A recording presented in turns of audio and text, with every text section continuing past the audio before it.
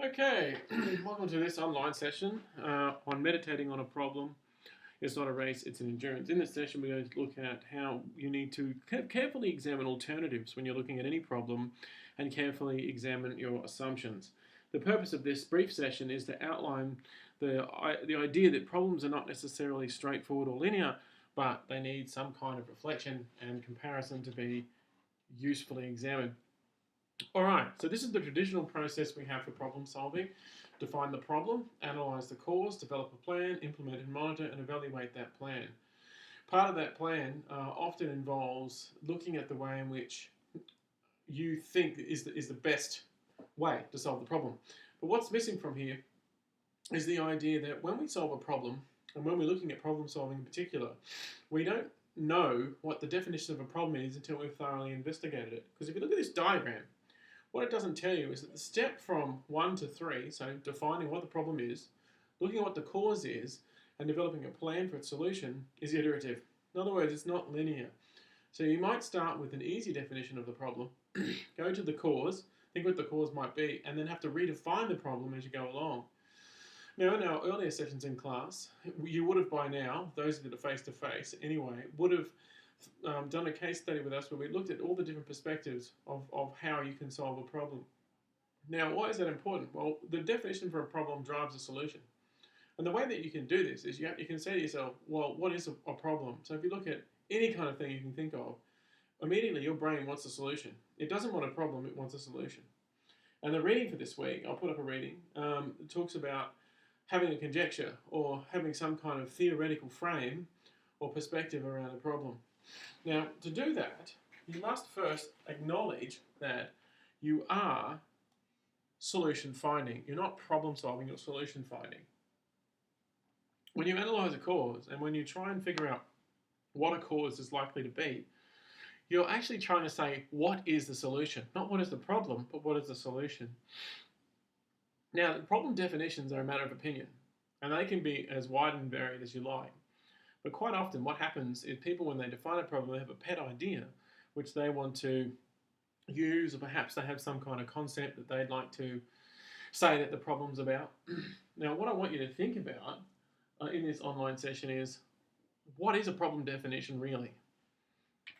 Okay, now meditating, to chew on, to think things over. I'm not talking about the Buddhist concept of meditation, which is depicted in this photograph, which is to sit still and look at the ocean and to reflect on the thoughts of the day and just to get quiet in a room somewhere. I'm talking more about the traditional idea of meditation, not the religious one, but the traditional idea of meditation. And literally, the term meditation in that aspect means to think things over carefully by looking at it from every conceivable angle. So a lot of people rush to decisions. They rush. They don't stop to meditate. And there's a trick or an art you can learn in problem solving, whereas you look at what the situation is and you step back. And if you think of it like building a pot on a pottery wheel, or perhaps constructing furniture or something like that, the rubble that you see in front of you is not yet shaped or formed. It is shaped and formed by the perceptions of the people in the problem. What I mean is, every time that you examine a problem and you look at it, take a step back and look at the perspectives in that problem. Who says it's a problem? You look at highly contentious issues like the Israel-Palestinian conflict, and people take sides. But the question is, what are the assumptions there? What are the rules there? And people have very strong opinions on both sides. So meditating on that problem would be, okay, what are the perspectives? And what is the likely explanation that offers a synthesis of these perspectives? Because as a manager, you're often asked to solve problems and issues that involve very difficult situations. And because they're difficult situations, you actually have to learn the art of problem solving. Now, there's a science to problem solving, which is collecting the data, analysing it, looking at it, but there's an art to problem solving, which is meditation. When you meditate on a problem, you think through the perspectives that exist. You think through all of the possible concepts, all of the possible situations, and you look at all of the possible ways in which the problem can be solved. You look deeply into it. You seek external perspectives. And research shows that the ideal group of people for solving any problem is 9 people. Why 9? Well, that's the maximum amount of perspectives that the human brain could probably handle in any one situation. Yet our organizations are all set up around the premise that we solve problems individually like heroes. Okay, so to meditate again, just to reiterate that, is to take these two steps here in defining the problem and analyzing the cause, and to break them down a little bit and say, okay, I'm not going to define the problem immediately. I'm going to look at what's happening and I'm going to collect perspectives. And in the next session, next week, we talk about engaging problems from multiple perspectives. Like, and how do you do that, and why should you do that? The best answer is not the one that is the most immediately obvious. It isn't. Now, why is that? I don't know why that is, because it's not always the best answer. If you think about anything where there's a knee-jerk reaction, you are not meditating on the problem. You're not considering it. Now, this doesn't have to take ages. And another way of saying meditation would be reflection. I'm reflecting on a problem. When I look at the way it's constructed, I look at the way that it's put together, and I look at all the different aspects and perspectives on that problem, and I consider a possible solution framework out of that. So to meditate, again, means to chew on, to think of, and reflect upon. Okay, the steps of solving a problem. There's a lot of back and forth. There's a lot of iteration. Now, if we look at any problem, any management problem in particular, we're looking at the framework in which that problem exists. We're looking at the concept of that problem, or the philosophy of that problem, the underpinning assumptions, the ideals, and the approach that people take. And there's two ways that you can do this, largely, and I'll talk about that in this online session. We're coming straight to the chase. So I'm going to say things very quickly in here that you may have to go back and listen to a couple of times. But the main point is it's iterative, which means you go backwards and forwards. When you're really defining a problem, you start with a concept. That concept, that definition, is nothing more than an idea. You put it into the real world situation and you see if it makes sense of that situation. And if it does, there'll be a clear solution pathway or a clear set of steps that you can take to solve that problem. Now, if the more complex and interconnected the problem, the more perspectives you need to solve it. Again, this is why we solve problems in teams and not by individuals, because in teams, you get multiple perspectives. In diversity research, they know that if they have a balance of women and men on a board, or women and men in a management situation, they get feminine, masculine, combinations of both. They get nurturing versus non-nurturing. I'm not just saying from women either. I'm saying in general. You get all your bases covered. You can have a finance person, a HR person. You can have a management person. You can have a logistics person. They all bring a unique perspective to the problem. Now, as the manager, your job is to take all of those different ideas and create some kind of framework that the problem can sit in. By framework, I mean what steps are likely to work to make it happen. So when we go backwards and forwards, and when we look at these different problem situations, what we do is we create a framework that we can use. And that's what we're going to talk about in the next couple of sessions. But in this one, I want you to think about meditating on a problem and thinking it through. And let's have a look at some examples of what that looks like. So first of all, let's go back through the steps. First of all, ask yourself the question, like in the reading, what is the problem? Well, you have to start somewhere. And the pragmatic nature or the practical nature of the real management world is you need to provide an answer to that. If your boss comes to you and says, well, what's going on here? You say, well, I'll investigate that. Most managers would accept that. You'll have a certain amount of time in which you have to investigate the problem. Secondly, you're thinking immediately about a solution. Now, I'll prove it to you. Let's just say you're driving along, you get a phone call. You put on hands-free, you're talking to your boss, and your boss says, we're running out of money. Our sales are down. What do you think we can do about it? The problem is not what he's saying. He's asking you for a solution. So your immediate response is, well, the problem is our products are no longer working in the market. The problem is customer expectations have changed. The problem is, so whatever you think the problem is, the problem becomes. That's the tricky thing about human nature. And when you look at neuropathology and things like that, and neuroplasticity, the human mind creates the world it intends to live in.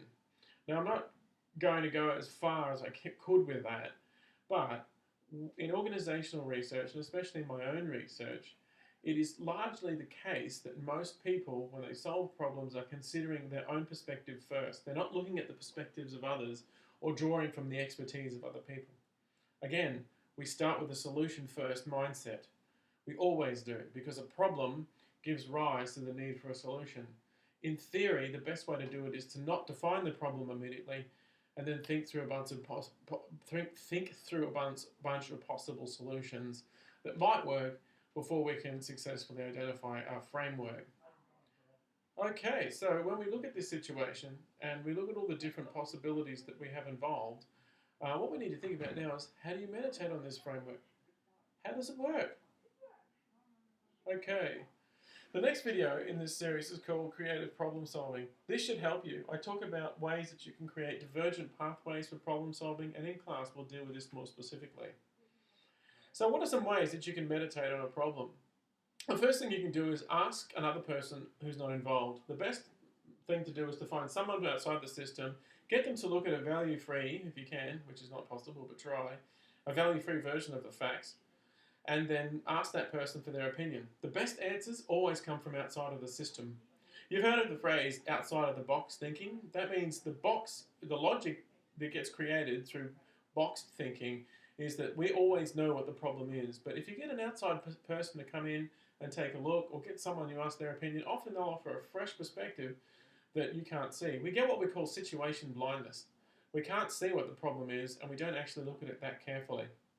There's an approach that was made famous by the people that invented space travel, believe it or not, in America at least, called the systems approach. And they have this idea called the systems approach and its enemies. The author is C. West Churchman. You can look it up. There's a ton of different readings that are involved in that area. What he suggested was, look at the problem and the way it's currently defined, look at the structure of the problem and the way it's currently defined, and then pick the exact opposite of that, or the enemy of that, or two or three enemies, to test that solution to see if it's a good solution. So what that does, we call it playing the devil's advocate. What that does is that it allows us to see what the problem is and what alternative perspectives help us to find.